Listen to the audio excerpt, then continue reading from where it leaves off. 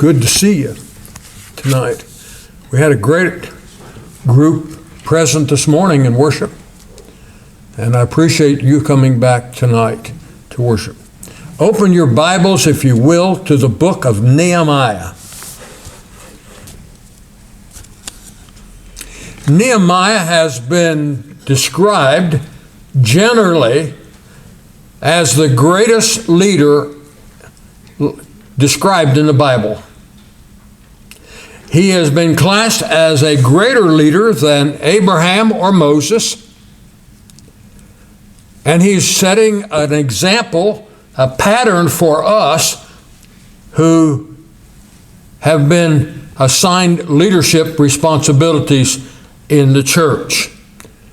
I don't have time tonight to look at the entire book of Nehemiah, all 13 chapters, but we'll go as far as we can and to set forth about 4 principles I think that we find in leadership. If you look at chapter 2, the first few verses, you're going to notice that Nehemiah was very afraid. And it came to pass in the month of Nisan, in the 20th year of King Xerxes, when wine was being before him, that I took the wine and gave it to the king. Now I had never been sad in his presence before. Therefore the king said to me, "Why is your face sad, since you are not sick? This is nothing but sorrow of heart." So I became dreadfully afraid. Nehemiah had a task. He had a work that God expected him to do. And he needed, first of all, he was the cupbearer of the king. He was just a servant. He had no prestige whatsoever in the kingdom. He just simply served the king his beverages. And now he had on his heart, the Lord had given him a task to go back to Jerusalem and do what no one else had done.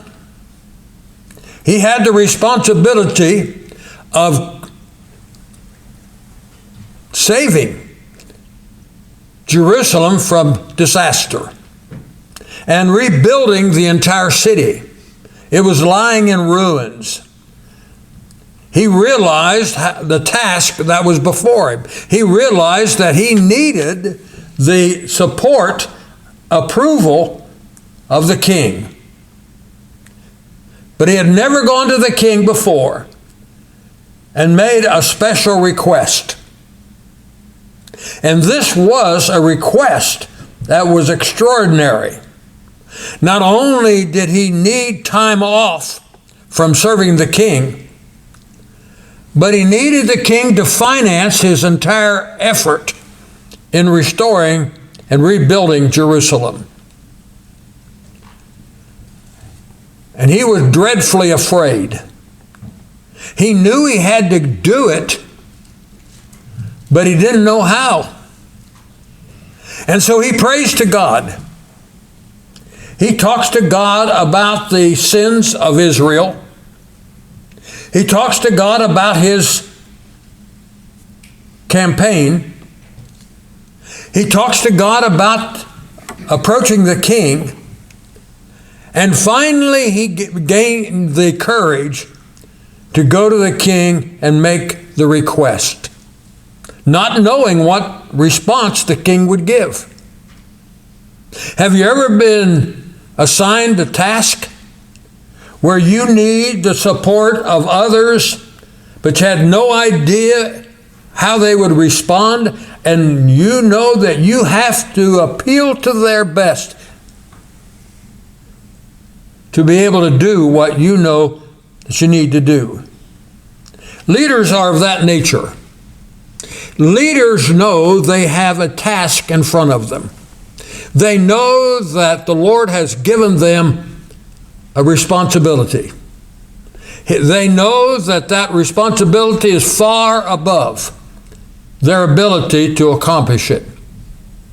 And so therefore they have the responsibility of appealing to those who are able to support them, able to make sure that they can accomplish their task.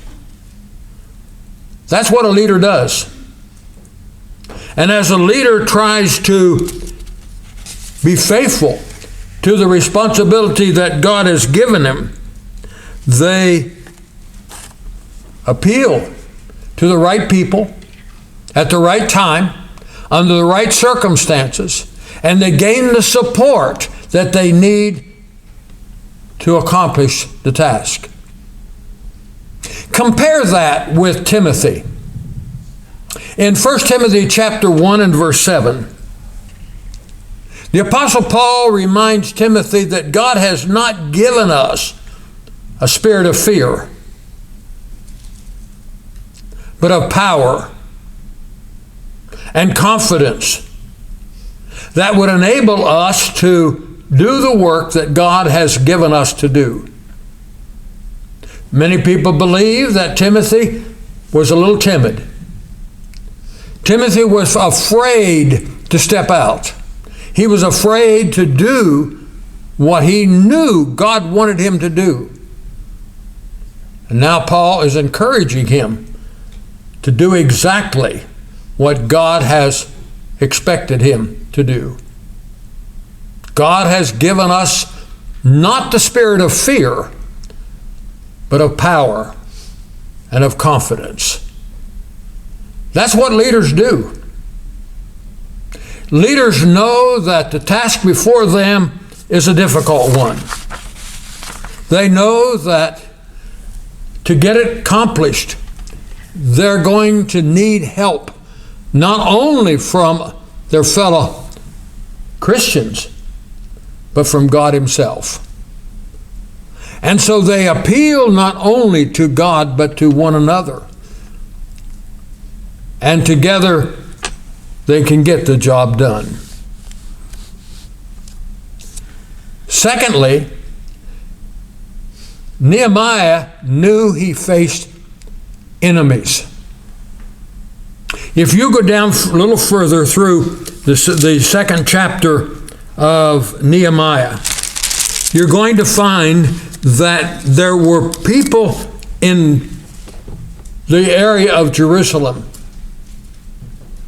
that were absolutely opposed for the city to be rebuilt. And so Nehemiah knew that that was going to happen. In chapter 4, we are being introduced in verse 1 to Sanballat. Sanballat was evidently the governor of the region of Samaria, which at that time controlled the city of Jerusalem. He was the one that set the policies for the nation. And when he heard that Nehemiah was coming to rebuild the city of Jerusalem, he was diametrically opposed. And so therefore he opposed the work of Nehemiah. And in chapter 4 we read of some of the tactics that he used to try to destroy the work of Nehemiah. Nehemiah realized that if he was going to do the work that God had given him to do, that he would have enemies. We have seen in the church so many times that there were people outside the church that was opposed to anything that the church would try to do to build the church. And that's what happened to Nehemiah. A leader needs to be the kind of person that is confident in his relationship with God and the leadership that God is supplying in his life, that he can accomplish the task. It's amazing as I read the story of Nehemiah and the rebuilding of the city of Jerusalem. Jerusalem was in a mess. It was in total disarray. And it was so that even the people in Jerusalem itself appealed to Nehemiah 10 times to not rebuild the city. It's just too much debris. There's just too much destruction. We just can't get it done. There were all kinds of obstacles in the work of Nehemiah. He was able to meet every one of those obstacles. He was able to encourage the people and enable them to rebuild the walls of Jerusalem, regardless of the debris that they had to face. And as you go into chapter 3 and 4, you're going to read about his organization, what he did to get the walls rebuilt. It took a lot of organization, a lot of plans, a lot of work, and a lot of encouragement.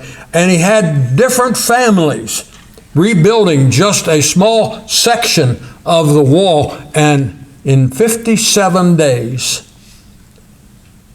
the walls of Jerusalem were rebuilt. Now earlier, there was Ezra and Zerubbabel and others that have come into the city. And they were going to rebuild, number one, the temple. And some 20 years passed, and they were unable to get the work done. They knew what they ought to do, but they were distracted by building their own houses. And so they built their own houses instead of building the temple. And so it was that Nehemiah and others had to come into the city and encourage the work to get done. But Nehemiah was not discouraged. Even Nehemiah knew the task was far beyond his ability to accomplish it. But he was able, through his leadership skills, to lead the people to rebuild the walls and get the work done as it should be. But others weren't able to do it, showing again the work of the leader as he leads the church to do the work that God has ordained. You see, in chapter 2, beginning in verse 11, we read, Nehemiah said, "So I came to Jerusalem and was there 3 days." Notice what he's going to do. "Then I arose in the night, and a few men with me, and I told no one what my God had put in my heart to do at Jerusalem. Nor was there any animal with me except the one on which I rode. And I went out by night through the valley gate to the serpent well and to the refuge gate, and viewed the walls of Jerusalem which were broken down, and the gates which were burned with fire."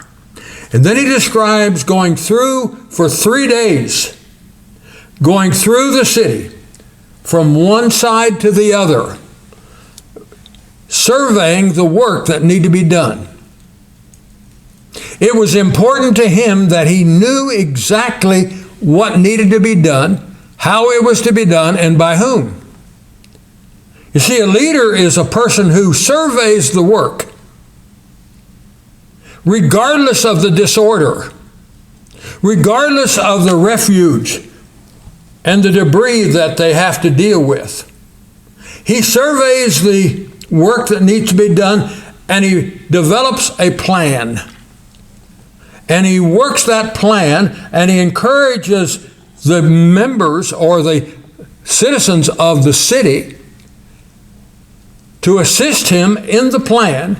He gives them definite directions They know exactly what they're to do, and they get it done. I suggest to you that a leader is a person who knows what needs to be done. He has a list, a record of the work that needs to be done. Then he finds people who will accomplish each of these tasks. As you read the story of the rebuilding of the wall in chapter 3 and 4, it's amazing how many people Nehemiah was able to encourage to do their share. And they did their work well, and the work was done. I suggest to you that when there is a plan and people understand what they're to do, often it gets done. And we wonder how in the world it got done. But each one doing their share. And that's what we find in the work of Nehemiah. A leader is a person who has a plan. He knows what he needs to do.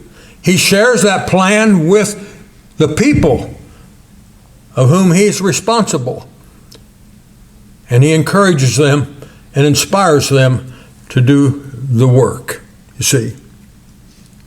The opposition that Nehemiah faced when he was rebuilding the walls is just amazing. It tells us a little bit about the tactics of Satan. You see, Sanballat didn't oppose Nehemiah in the beginning. He just offered to help. And his fellow leaders in Samaria wanted to cooperate with Nehemiah and to do the work. Nehemiah says, no, this is a work that we need to do. This is not a work that we can place on your shoulders. It is a work that we need to do, and we will do it. Then Sanballat says, okay, maybe Tobiah was part of this. Sanballat says, well, let's have a conference. Let's meet together and let's try to decide how we can do it best. Anything that they could do to distract Nehemiah and his work. But Nehemiah was not about to be distracted. Nehemiah says, no, I've got a work to do. I'm so busy, I don't have time to come and talk with you. And there's no reason why we should have a conference. I'm going to continue to work. And the opposition became so strong that Nehemiah told the workers in Israel that they ought to work with one hand and hold a weapon in the other. They needed to be equipped to defend themselves no matter what happened. Protect themselves. Don't let anybody disturb the work. And he was able to encourage them and impress upon their minds the work that needed to be done and how to get it done. And they did it. It was amazing. But Sanballat is not finished. Sanballat is writing a letter. And he is going to send that letter to the king. And the king read the letter and began to understand that maybe there's something to this. And so the king ordered the work to stop. And it disturbed Nehemiah to the point that Nehemiah himself wrote a letter. He knew the king, and the king knew him. And he asked the king to survey the record. And the king realized that Nehemiah had been commissioned by the king, supported by the king, financially supported.